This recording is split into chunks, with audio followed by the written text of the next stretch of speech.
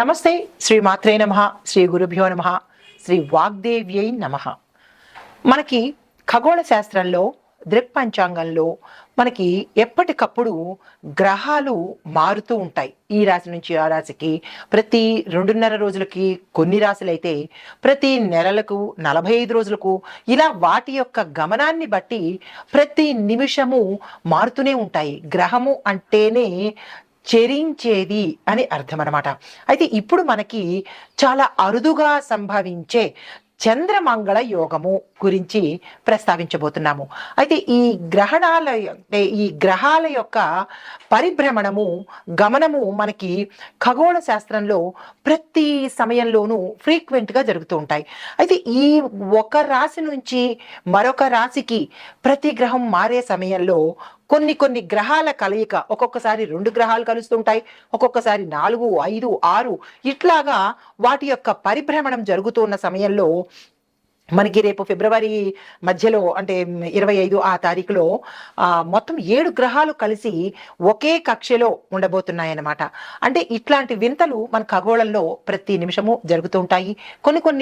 కొన్ని సంవత్సరాలకి అరుదుగా జరుగుతూ ఉంటాయి అన్నమాట. అలా అరుదుగా జరిగినదే ఈ చంద్రమంగళ యోగం అన్నమాట. అయితే ఈ చంద్రమంగళ యోగం వల్ల ఈ రాశులు మారడం వల్ల ఆ రాశి యొక్క గుర్తులకి రకరకాల ఫలితాలు వస్తుంటాయి. ఆ గుర్తుల్ని మనం అనుసంధానం చేసుకుంటూ ఏ రాశిలో ఏ గ్రహాలు ఎట్లాగా పరిభ్రమణం చేస్తున్నాయి, అవి ఏ సమయంలో చేస్తున్నాయి, వాటి యొక్క ఫలితాలు ఎలా ఉండబోతున్నాయి అనే అంశంలో మనకి ఫిబ్రవరి 26వ తారీఖు మాస శివరాత్రికి అంటే రిపీట్ ఇలా ఒక రాశి నుంచి మరొక రాశికి మారుతూ ఉండడం వల్ల అద్భుతమైన ప్రయోజనాలు ప్రతి ఒక్క రాశి వారికి కలగబోతున్నాయి. అయితే ఈ క్రమంలో ఫిబ్రవరి 26వ తారీఖు 2025 మహాశివరాత్రి సందర్భంగా మకర రాశిలో కుజుడు చంద్రుడితో కలయిక అవ్వడం వల్ల చంద్రమంగళ యోగం అనేది సంభవించబోతోంది. అయితే మనకి ప్రతి ఏడాదిలోనూ ఫాల్గుణ మాసంలో కృష్ణపక్షం చతుర్దశి రోజున మనకి మహాశివరాత్రి వస్తుందన్నమాట. అయితే ఈ సంవత్సరంలో ఫిబ్రవరి 26వ తారీఖు ఏర్పడబోతోంది. ఈ మహాశివరాత్రిని మనం చాలా వైభవంగా జరుపుకుంటూ ఉంటాము. ప్రతి నెల వచ్చేది మాస శివరాత్రి అయితే మహాశివరాత్రి సంవత్సరానికి ఒక్కసారే వస్తుంది. అయితే ఈ క్రమంలో శనిదేవుడు తన సొంత రాశి అయిన కుంభరాశి నుంచి శనిదేవుడు, శుక్రుడు, సూర్యుడు అరుదుగా కలయిక జరగబోతోంది. దీన్ని త్రిగ్రాహి కలయిక అంటారు. 3 గ్రహాల యొక్క సంయోగము కలయిక అనమాట. ఇది చాలా అరుదుగా మన ఖగోళ శాస్త్రంలో జరగబోతోంది. అయితే ఇది ఇలా జరగడం వల్ల మనకి ఏమి ఏర్పడబోతోంది, ఏ రాశులు ఎలాగా మనకి ఎఫెక్ట్ అవ్వబోతున్నాయి అనే అంశాలని చూద్దాము. అయితే ఈ కలయిక 300 సంవత్సరాల క్రితం ఒకసారి జరిగింది, మళ్ళా తిరిగి ఈ సంవత్సరంలో జరగబోతుంది అనమాట. అయితే ఈ చంద్రమంగళ యోగం అంటే ఏమిటి అందరికీ అంటే సంశయం రావచ్చు. చంద్రమంగళ యోగం అంటే ఏంటి, అది కూడా ఒక యోగమేనా అంటే ప్రతిసారి మనకి కొన్ని యోగాలు, కొన్ని రాజయోగాలు, కొన్ని మహారాజయోగాలు కూడా ఈ గ్రహాల మార్పు వల్ల జరుగుతున్నాయి. ఇప్పుడు మనం ప్రస్తావించుకోబోయే అంశము చంద్రమంగళ యోగం అన్నమాట.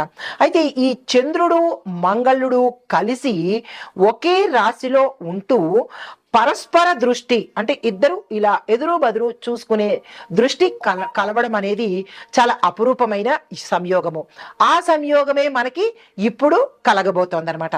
అయితే దీనివల్ల మనకి ఏమిటి జరుగుతోంది, ఈ 2 గ్రహాలు ఎదురెదురుగా చక్కగా చూసుకోవడం వల్ల విశేషమైన ధనప్రాప్తి, దానితో పాటు ఆత్మవిశ్వాసము, సాహసము, తర్వాత శరీరంలో బలము అంటే ఆరోగ్యపరంగాను ఇలాగా అన్ని విశేషమైన ఫలితాలు మనకి ఈ 2 గ్రహాలు ఇవ్వబోతున్నాయి. అయితే ఇది గోచార రీత్యా, దృక్పంచాంగం రీత్యా, ఖగోళ శాస్త్ర రీత్యా జరగబోయే ఫలితాలు మేషాది ద్వాదశ రాశుల వారికి ఇదేంటి అయితే వ్యక్తిగతంగా మరి మాకు ఎలా తెలుస్తుంది అనేటట్టుగా చూసినట్టయితే కనుక ఈ వ్యక్తిగత సమగ్రమైన జాతక పరిశీలన చేయించుకుంటే ఈ 2 గ్రహాలు అంటే ప్రతి జాతక చక్రంలోనూ మనకి 12 భావాలు ఉంటాయి. 12 భావాలు అంటే లగ్నం నుంచి 12 స్థానాలు అన్నమాట. స్థానాలనే మనం భావాలు అంటాము. ఈ స్థానాలలో ఈ ఇద్దరి కలయిక ఏ స్థానంలో కలగబోతోంది. మొదటి స్థానం మనము లగ్నం అని చెప్పుకుంటాం. తను భావము అంటే తన యొక్క భావము, రెండో భావము, మూడో భావము, ఇలా ఒక్కొక్క భావానికి ఒక్కొక్కళ్ళు. 4వ భావమేమో మాతృభావము, 3వ భావము భ్రాతృ అంటే అన్నదమ్ములు కానీ అక్క చెల్లెళ్ళు కానీ, ఇలాగా 7వ భాగము కళత్రము అంటే భార్య కానీ భర్త కానీ, ఇలా లాభాలు కర్మ ఇలాగ ప్రతి ఒక్కటి అంశాలుగా ఉండబోతున్నాయి. అయితే ఈ వీరిద్దరి కలయిక మీ యొక్క జాతకంలో ఎక్కడ కలుస్తోంది, ఎలాంటి ఫలితాలు వస్తున్నాయి అనేది మీరు వ్యక్తిగతంగా తెలుసుకున్నట్టయితే కనుక మీకు తెలిసిపోతుంది. అయితే ఇప్పుడు ఈ చంద్రమంగళ యోగం వల్ల మేషాది ద్వాదశ రాశుల వారికి సమగ్రంగా ఎలా ఉండబోతోంది అంటే ఫిబ్రవరి 26 నుంచి ఈ జాతకాలు ఎలా ఉండబోతున్నాయి అనే అంశంలో ముందుగా చంద్రమంగళుడు కలిసి ఉండడం వల్ల మనకి స్పష్టమైన ఆలోచనలు, ధైర్యము, బలము, ఆరోగ్యము, తరువాత ఇట్లాంటి ఆత్మవిశ్వాసము, ఆకస్మిక ధనప్రాప్తి, యోచనా శక్తి, ధారణ శక్తి, ఇట్లా ఒకటేంటి అన్ని శుభ ఫలితాలను వీరిద్దరూ ఇవ్వబోతున్నారు.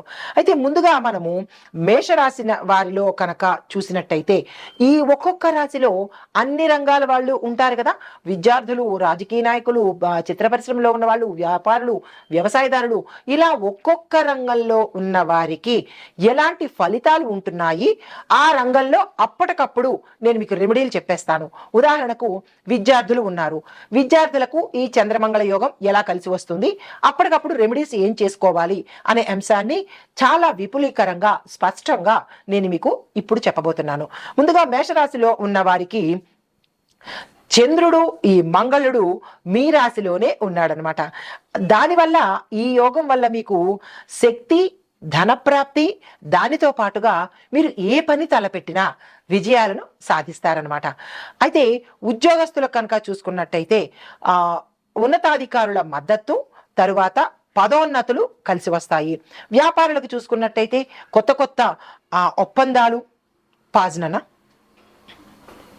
తదుపరి రాశి మీనరాశి. మీనరాశిలో ఉండే వారికి ఈ చంద్రమంగళ యోగము ఎలా ఉండబోతోంది, వాటి యొక్క ప్రభావం ఏమిటి అంటే ముందుగా ఉద్యోగస్తులకు మీరు ఆశించిన పదవులు పొందుతారు, మీరు ఆశించిన ఉద్యోగాలు పొందుతారు, మీరు ఆశించే ఫలితాలను కూడా పొందే అవకాశం కనబడుతోంది. ఈ సమయంలో మంచి మంచి ప్రమోషన్స్ వస్తాయి, ప్యాకేజీలు పెరుగుతాయి, మీరు ఊహించిన పదవులను పొందుతారు. ఒత్తిడి ఉన్నప్పటికీ దాన్ని మీరు చాకచక్యంగా ఎదుర్కొంటారన్నమాట. అయితే మీకు చెప్పదగిన పరిహారము శివారాధన చేసుకోండి, శివాలయాన్ని తప్పనిసరిగా దర్శించండి.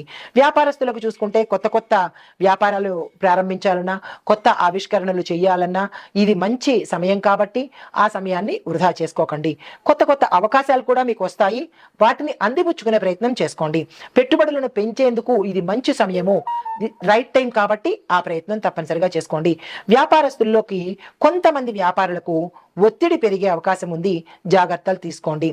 మీకు చెప్పదగిన పరిహారము శనివారం నాడు నవగ్రహ ఆలయంలో నల్లని మినువులు కానీ నల్లని నువ్వులు కానీ దానంగా ఇచ్చేసుకోండి. విద్యార్థులకు చూసినట్టయితే కనుక ఉత్తమ ఫలితాలు వస్తాయి. పోటీ పరీక్షల్లో విజయాలు గట్టిగా పట్టుకుంటారనమాట. అంటే మీరు టాపర్స్గా అవుతారు. దీంతో పాటుగా మీ యొక్క టెక్నికల్ స్కిల్స్ కానీ, మెమరీ పవర్ కానీ, కాన్ఫిడెన్స్ కానీ పెరిగే అవకాశం కనపడుతోంది. మీకు చెప్పదగిన పరిహారము మీరు ఓవర్ కాన్ఫిడెన్స్ పెట్టుకోవడము, నా ప్రయత్నం వల్లే ఇలా అయిందని ఈగో, యాటిట్యూడ్, గర్వము, పొగరు పెట్టుకున్నట్టయితే మొదలకి పడిపోయే అవకాశం ఉంది. అట్లాంటి పనులు చేయకండి. గణపతి ఆరాధన చేసుకోండి. స్టేబుల్గా ఉండేటట్టుగా అంటే పొగరుని తలకి ఎక్కించుకోకండి. అది గ్రహాల యొక్క అనుకూలత, దాంతో పాటుగా మీ యొక్క శ్రమ కాబట్టి అది మీ ఒక్కరిదే అన్నట్టు కాకుండా మంచి బ్యాలెన్స్డ్గా ఉండడం అనేది నేర్చుకోండి. అయితే వ్యవసాయదారులకు చూసినట్టయితే కనుక మీ రంగంలో మంచి లాభాలు వస్తాయి. సీజనల్గా వేసుకోండి. ఎరువులు మరి అంటే ఎలాంటి ఎరువులు వేస్తారంటే రసాయనిక ఎరువులు కాకుండా ఎకో ఫ్రెండ్లీ లాంటి ఎరువులు, అంటే ఎరువుల విషయంలో జాగ్రత్తలు తీసుకోండి. సేంద్రియ ఎరువులు వేసుకోండి, రసాయన ఎరువులు దూరంగా పెట్టండి. విత్తనాల సెలెక్షన్ కావచ్చు, లేదంటే ఏది మీరు చేసినా సరే సేంద్రియ ఎరువులు వాడటంతో పాటు మంచి విత్తనాలు, క్రిమికీటకాదుల నుంచి జాగ్రత్తలు, ఇలాంటి చిన్న చిన్న జాగ్రత్తలు తీసుకున్నట్టయితే కనుక పంట విశేషంగా పండుతుంది. పెట్టుబడులు పెట్టడానికి, అంటే వ్యవసాయం మీద పెట్టుబడులు పెట్టడానికి ఇది మంచి సమయము.